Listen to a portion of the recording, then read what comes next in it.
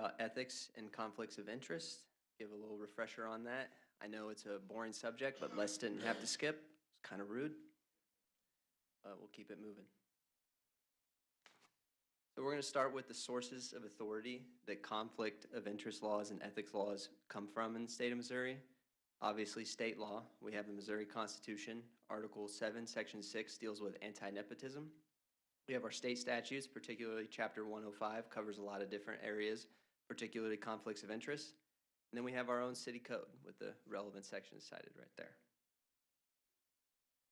Our specific topics that I'll cover today include the enforcement of ethics laws, our state constitution anti-nepotism provision, and the conflict of interest areas that are important for everybody to know about. To begin, we'll start with the enforcement of ethics laws. The Missouri Ethics Commission, which was created by statute, oversees and enforces the ethics laws of the state, but this is sort of a two-pronged issue because another important thing to consider in ethics and conflicts of interest is public opinion. That includes the appearance of impropriety, which is essentially just saying that perception matters. We always want to avoid situations that, even if they aren't by the letter of the law unethical, can be viewed as unethical or unprofessional by a reasonable observer. The Missouri Ethics Commission has jurisdiction over conflict of interest laws, particularly sections 105.450 to 105.467, and provisions of the Constitution of the state of Missouri or any other state statute or city ordinance relating to official conduct of city officials or employees. So they're kind of the boogeyman. We don't want Missouri Ethics Commission coming and knocking at our door because they have jurisdiction over a lot of different stuff. Now we'll get to the fun area, the different types of conflicts of interest that we'll cover. We'll start with nepotism, move to quid pro quo, and cover confidential information, special monetary benefit, and compensated advocacy. To begin, we have the anti-nepotism provision of the Missouri Constitution, which reads, any public officer or employee in this state who by virtue of his office or employment names or appoints to public office or employment any relative within the fourth degree by consanguinity or affinity shall thereby forfeit his office or employment. Now that's very nice sounding, but what exactly does that mean? We'll start with what relatives are covered by that constitutional provision. So by blood or consanguinity, it's 4 degrees, and it's the same for affinity, which is just another way for talking about marriage. The list up there, first cousins, great aunt, uncle, great nephew, niece, and great great grandparents are all examples of the 4th degree. So they would all be covered, and anything closer than that is also covered by that provision. Now, when we're talking about marriage, it also is the same. So you have relatives, it's relatives by a single marriage. This would include stepchildren, your father, your mother-in-law, your spouse's sibling, but it wouldn't include things like your spouse's step-parent or your spouse's sibling spouse. So if they aren't related by blood to your spouse, then they would not be within the 4th degree to you. This is just a nice graphic that explains the nepotism family tree. It shows kind of what I was talking about on the last page. You start from you or your spouse and move up or down depending on the chart to get to the 4th degree. We really do want to avoid these types of violations because, as I mentioned earlier, if an elected official violates this constitutional provision, they forfeit their office. So this is a big one to avoid. Next, we'll move on to quid pro quo, which is simply just a favor or advantage granted for or expected in return for something. It's covered by section 105.452.1 of the state statutes.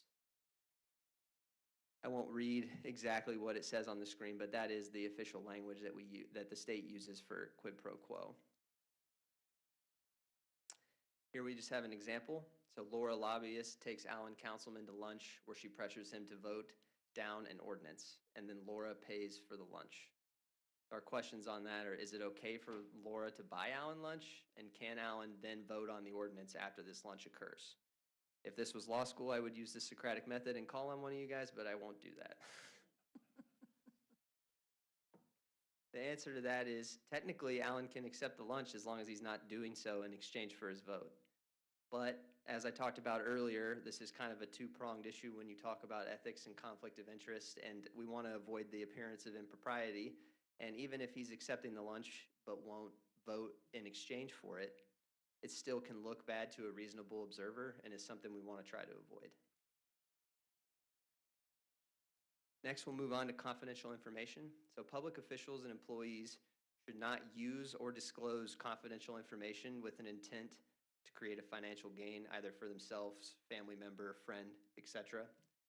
An example of this is just if a council member learns non-public information about a parcel of land, for example, being acquired by the city, and then they use that knowledge to personally profit from the real estate deal, or because this also covers disclosure, not just use, if you disclose that information to a friend so that they can profit from a real estate deal, that would also be a violation of these provisions in the state statutes. Next, we'll cover special monetary benefit. So we can't do anything. We can't use our office to create a special monetary benefit according to 105-45214. Now, what exactly is a special monetary benefit? And it just means anything that materially affects in a substantially different manner or degree the manner or degree in which the public or class of persons will be affected. Best explained kind of by this example here. So Councilmember Annie's husband's worked for the Public Works Department since she was elected. The City Council is then considering in the next year's budget to do a 3% raise for all Public Works employees. So could Councilmember Annie participate in this decision? Can she participate in her husband's yearly performance evaluation? So technically, Councilmember Annie can vote for the budget because the 3% raise is going to apply to all Public Works employees, not just her husband. However, if the situation was that dependent on a performance evaluation, her husband could receive a 3% raise, Annie should not participate in such evaluation because this would create a special monetary benefit that materially changes her husband's payment comparative to other Public Works employees. Next, we'll cover compensated advocacy, which just is when a city official, while holding office, cannot be hired by another to attempt to influence a decision of the city. And that is the language from the state statute that says in a long-winded way what that bullet point says. Again, another example here. So we have Councilmember Jones, who's an engineer. She has a developer client who needs city approval of a plat. She would be prohibited from representing the developer client for pay in the city plat proceedings. That is the end of the presentation. There was a slide that said questions, but it seems to have disappeared. Again, the most important thing to remember with this is that myself and Chris are here to help you guys whenever we have a situation where a conflict of interest, even if you just think it's possible that it's popping up, always come talk to us and we can sort it out and figure it out. That's what we're here for. That's my job. And if you guys have any other questions, I'm happy to answer them. Any questions for Jackson? Thank you very much. Thank you, No Jackson. problem. I'll hold it against Les that he wasn't here. Oh, there he is. Oh, there he is.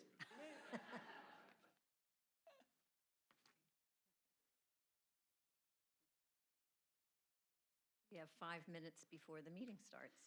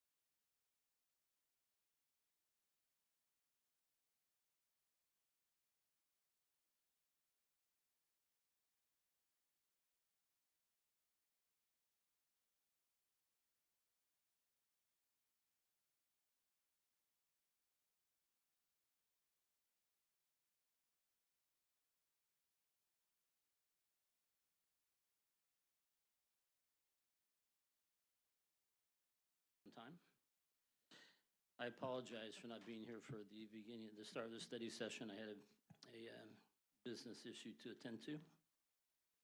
The benefits of having a business is open 16, 18 hours a day, 7 days a week. So thank you, Mayor Pro Tem, for taking care of that. So we shall call to order the October 13, 2025 Gladstone City Council meeting. Madam Clerk, please note that all council members are present. And if you will, please stand and join us in the Pledge of Allegiance. I pledge allegiance to the flag of the United States of America and to the republic for which it stands, one nation, under God, indivisible, with liberty and justice for all.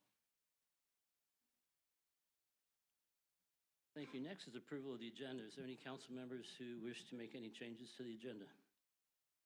Hearing none, the agenda shall stand approved as published. Item 5 is approval of the September 22, 2025 closed city council meeting minutes. Mayor Smith, Mayor Pro Tem Moore. I move for the approval of the September 22, 2025 closed city council meeting minutes. Second. Motion and second. Any discussion?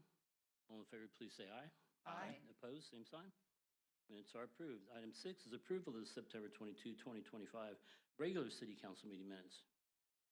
Mr. Mayor, recommend approval of the September 22nd, 2025 regular city council meeting minutes. Second. Motion is second. Any discussion? All in favor, please say aye. Aye. Opposed, same sign. Item 7 on the agenda is a proclamation for Fire Prevention Month. Who will be accepting this, Chief Desita?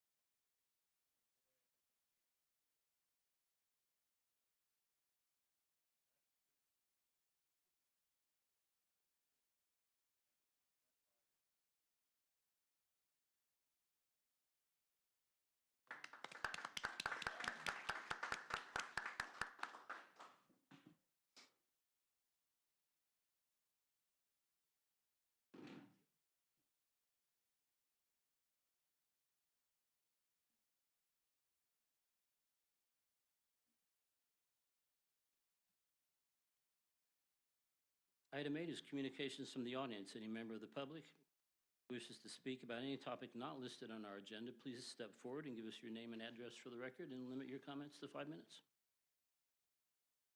Excellent. My name is David Nelson. I'm a proud resident of Gladstone, 5735 North Clinton Lane. Good evening, Mayor, Council, all people in this room, and all the citizens of Gladstone. We're getting ready for a pretty important event, the 250th anniversary of this nation. That's a long stretch of time.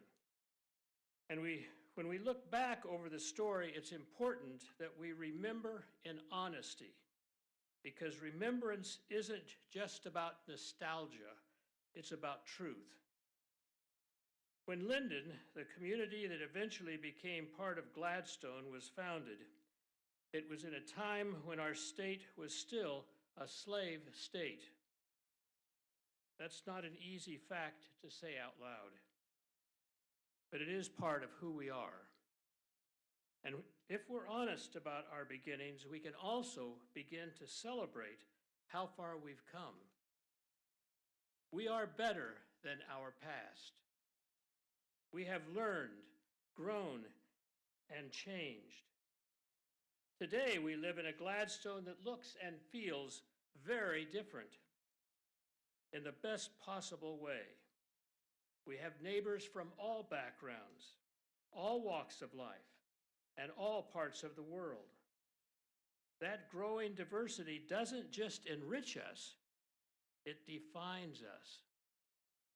It makes our schools livelier, our neighborhoods friendlier, our festivals more colorful, and our future brighter.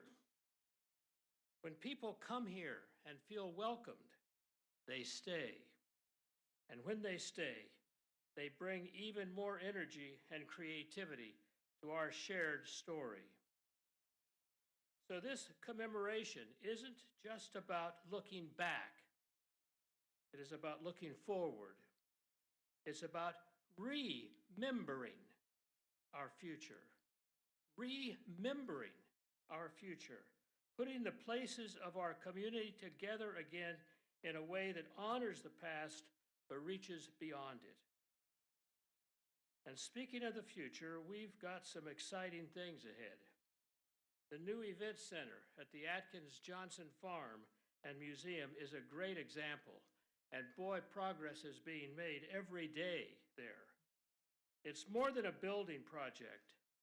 It's a gathering space for our whole community, a place where our history and our future meet, where school children can learn, families can celebrate, and all of us can come together for concerts, festivals, and conversations that keep our civic life vibrant. Every generation has the chance to decide what kind of a story it will tell. Our story is one of honesty and hope, one that admits where we began, but keeps our eyes on where we are going. So as we commemorate the 250 years, let's do it with gratitude for those who came before us, with compassion for those here today, and with courage for the generations yet to come. Thank you for remembering and remembering, and for being part of the living story for Gladstone. Thank you. Thank you, Mr. Nelson. Is there anyone else who would like to address the council this evening? Speaking of that, I'm going to, there's a citizen coin challenge that has been implemented in our great city, and I just happened to bring one. I'd like for the council to take a look at how special they are and hopefully participate and earn one for yourself, as well as everyone in the room. More information to follow. Thank you, Mr. Oldebecken. Pretty cool. Any communications from the city council? Councilman Nave. Thanks, Mayor. It's been an eventful couple weeks around Gladstone. Big thanks to Jordan Brown and our Parks Department for an amazing Gladfest and Gladfest parade. And also had a chance to attend Whiskey Fest this past Saturday and heard nothing but amazing things. So thank you so much to the Parks Department, Director Brown, and all the volunteers that made the event so special. Thanks. The only thing tonight would be echoing what Councilman Nave just said, and thank you to everybody who showed out. I talked to a couple of vendors that were there and said it was the best event they've had in 25 years of Gladfest. So kudos to everybody putting that on. Thank you. Councilmember Spallo. Well, just to, piggyback on their comments, great festivals. Whiskey Fest was a blast this past weekend, but a lot of hard work leading up to it by our staff. And just a huge thank you to all of you who worked so hard. We had a tough conversation about a year ago at goal setting and talking about Gladfest, what we could do to enhance it. And you guys really hit a home run and did a wonderful job with the parade and with the barbecue contest. And really looking forward to participating in those again next year. So thank you. Thank you. Mayor Pro Tem Moore. I would just echo that comment. These events don't just magically happen, and I can see the city staff's handiwork in all of those events, and I know it takes everybody working really, really hard to make that happen, in addition to amazing community volunteers that really step up to the plate. So we're very fortunate in Gladstone to have both of those aspects working together to make our events very successful. I also had the opportunity last week to attend an excellent CPR training that Chief Desautel very capably led. I think there were like 80 employees who got CPR training led by the chief. So Rick and I were able to do that, and it was a great event, and I feel like now we're trained, so it's a good thing. I also want to extend kudos to Amanda and Kaylee for putting on the city's health fair last week. I know this is something that the employees really look forward to. Maybe they don't look forward to having their flu shot, but they get their flu shot at that event. And it's a great opportunity and other health activities going on at that. So thank you, Amanda and Kaylee, for a great health fair as well. Thank you. Thank you. Ditto to all the above, but I do need to give a shout out to, when you're mayor, you get to do things that are not fun. Let's go back in time to last April. And then you get to do a lot of really cool stuff. And at the behest of City Manager Bear, I just had an epic ride in the Gladfest parade. Look at his face, because he's pretty proud of that. And I'm glad you talked me into it. My granddaughter, 10-year-old granddaughter, Kinsey, she's got to stop talking about it. I'm afraid we're going to get reports from school that she's still talking about her fire truck ride, but that really was awesome. And I wish Bert was here and also Jennifer, because a couple folks a year ago said they wanted to have a parade again. And from listening to people in the community, and they rolled up their sleeves and they put on doggone parade. Somebody said, boy, it'd be really cool if we could have a bit of a barbecue competition again. Somebody rolled up their sleeves, Austin, and made that happen.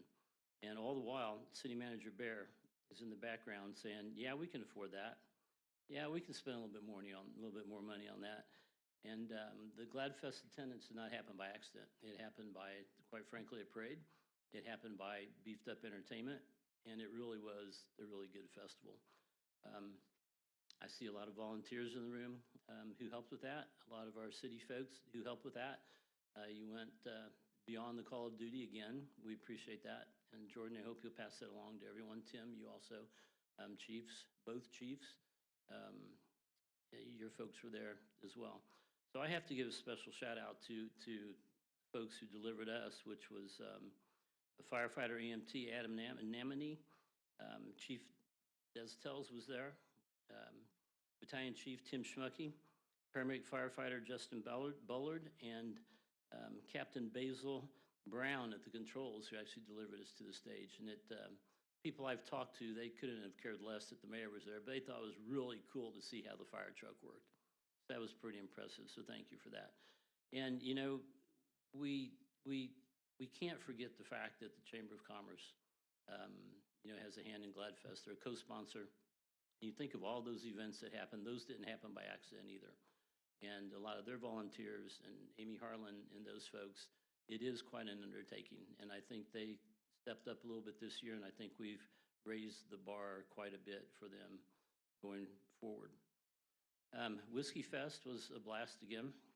And then Wednesday morning at 8:15-ish, 8:30, we welcome these students from Oak Hill to come visit with the mayor. And I'd like to invite any council members who would like to join in that, because it's a blast, isn't it? They will ask you the same 5 questions over and over and over again. And they don't care that you give them 5 different answers. They have fun, and they really think it's pretty cool to be here. So I invite all of you to join me if you'd like to. So with that, I'll be quiet, and City Manager Bob Bear. I have just a few things. Applications to serve on the city board or commissions are due this Thursday, October 16th. Opening include Parks and Recreation Advisory Board, Neighborhood Commission, among others. It's a great opportunity to get involved and help shape Gladstone's future. You can apply on the city's website. Fright Night returns Friday from 6 to 7:30 at Happy Rock East. Bring the kids in costume to trick or treat from a variety of vendors and enjoy an evening of family fun. Kids will receive a hot dog and hot chocolate on a first come, first served basis, and the cost is $2 per child. And finally, I would be remiss if I didn't comment on Gladfest too, because I attended every meeting, and I actually was here and watching all the day-to-day behind the curtain operations going on. So I'm going to name names. Jennifer Stafford was absolutely a rock star in this whole thing. Jordan and his staff with Parks did a fantastic job, but specifically Charlie Miles. The answer was never no when we talked to him, and he did it beyond my wildest expectation, i.e. building the stage. That was a vision, and he made it come true. Austin worked tirelessly to get that barbecue contest put together, and I today signed the agreement for next year's competition already, which is going to be bigger and better than ever. So hats off to him. I know he worked his keister off on that. Nikki Lansford worked so hard on trying to market this and get it out. Put the stage together with Kaylee and Amanda, and it absolutely looked beautiful. Both Chief Ferris and Mike Desitel, the traffic plan was perfect. Captain Brian Boydston put together a perfect traffic plan. Everything ran flawlessly during the parade, and when the government shut down, killed our helicopter flyover that we had from the National Guard that Jordan worked so hard to get for us. Fred picked up the phone and had Kansas City 690 lead the parade, and I thought that was that was just so cool to watch that happen. And then Mike Desitel's, from the very first time I threw out the idea of delivering the council or the mayor on the ladder truck, he made it happen. And honestly, my biggest fear was it was going to take a while, and they flew out of that truck like a NASCAR pit crew and actually put that together. So I know I'm missing people, and again, you already mentioned the community volunteers, but Bert Comstock and Jenny Kyle were at every one of those planning meetings, as was the mayor, when we put that all together, and for that I'm forever grateful. It was a great event, and I couldn't be any prouder of everybody that participated with staff. So, it was good. It was real good. You know, the helicopter thing I had the benefit of looking backwards, okay, because it's going that way and we're looking that way. I got to tell you what, I cannot even imagine if we'd have had a Chinook or a Black Hawk, because when that helicopter started flying over that parade and I saw it come, nobody else saw it coming because I'm looking that way. I'm telling you, talk about chills. So, Jordan, next year, man, if you can pull that off, I don't know if I'd have been ducking or what, but it would have been really cool, because it was, and Chief, thank you for that, because it was really, really neat. That was kind of a one-of-a-kind deal. I have one more announcement, and I learned this, Jordan informed me this week, that the Missouri DNR actually, we applied for a grant for Flora Park, and we actually received that grant, and so got selected. So it's a matching grant, which we had money set aside from the last COP for that, but that's an additional $500,000 to go towards that all-inclusive park that we're planning over in Flora with partnership for Variety KC. That's going to end up being a $1.75 million asset to the city, and I can't wait to see that come together. Yep, good call. So thank you, everyone in this room had a hand in everything we've just talked about in one way or another, so thank you. Item 11 is the consent agenda. Madam Clerk, will you please explain and read the consent agenda? A consent agenda allows the city council to consider and approve routine items of business without discussion. Any member of the city council, the city staff, or the public may request removal of any item from the consent agenda and request that it be considered under the regular agenda if discussion or debate of the item is desired. Items not removed from the consent agenda will stand approved upon motion by any council member, second unanimous vote to approve the consent agenda as published or modified. Consent agenda, consider special event permit, Blacklight and Absinthe Records hosting a record fair, Gladstone Community Center, October 24, 2025, 3 o'clock to 6 o'clock p.m., and October 25th, 2025, 8:30 a.m. to 3 o'clock p.m. Resolution R-25-57, a resolution declaring certain city property surplus and authorizing the sale and/or disposal of such property held by the city to the highest bidder via online auction, sealed bid, and/or otherwise disposed of as approved by the city manager. Resolution R-25-58, a resolution authorizing acceptance of a proposal from Star Chase for the purchase of equipment, implementation, and subscription fees for the outfitting of 2 patrol vehicles with vehicle tracking technology. Resolution R-25-59, a resolution authorizing change order number 7 in the amount of $73,050 to the contract with Lena Weaver Construction Incorporated for the fiscal year 25 water main replacements project, WP 2587. Thank you. Is there anyone in the audience, staff member, or council like to have any item removed from the consent agenda? And entertain a motion. Mayor Smith, Councilmember Spallo. I move to approve the consent agenda as presented. Second? Have a motion and a second. All in favor, please say aye. Aye. Opposed, same sign. Item 12 is Resolution R-25-60, a resolution authorizing the city manager to sign an agreement with Variety of Greater Kansas City, 10-8, and Play Power LT Farmington, Inc., in substantially the form attached here to. Mayor Smith, Mayor Pro Tem Moore. I move for the adoption of Resolution R-25-60. Second. Motion and a second. Is there any discussion? All in favor, please say aye. Aye. Opposed, same sign. Resolution R-25-60 has been approved. Is there any other business to come before the council this evening? Hearing none, we are adjourned. Thank you.